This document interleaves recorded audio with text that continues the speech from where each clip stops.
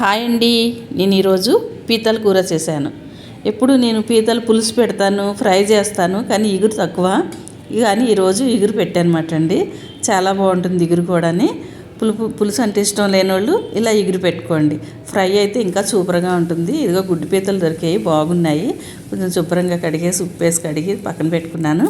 అలాగే ఉల్లిపాయ ముక్కలు బాగా ఎర్రగా వేగిన తర్వాత దీంట్లో కొంచెం నలుపు పచ్చిమిరపకాయలు, కొంచెం కరివేపాకు, అవి కూడా బాగా వేగిన తర్వాత ఇది కొంచెం అల్లం వెల్లుల్లిపాయ పేస్ట్ వేయండి. అది కూడా బాగా వేగనివ్వండి.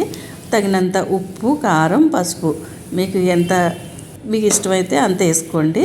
అవి కూడా బాగా వేగిన తర్వాత ఇది పీతలు వేసేయండి. కొంచెం పీతలు కూడా ఒకసారి అటు ఇటు తిరిగేసిన తర్వాత ఇందులో తగినన్ని వాటర్ పోసుకోండి. ఎక్కువ వాటర్ వద్దు, కొంచెం పీత తొందరగా ఉడికిపోతుంది కదా. అదిగోండి నేను మసాలా సరుకులు వేసాను. అదే ఇలాచి, తర్వాత లవంగ, చెక్క, ధనియాలు, జీలకర్ర, గసగసాలు వేసి పేస్ట్ చేశానండి. కొంచెం కొబ్బరి కూడా వేసాను, గ్రేవీ బాగుంటుందని. ఇది నచ్చితే లైక్ చేయండి ప్లీజ్.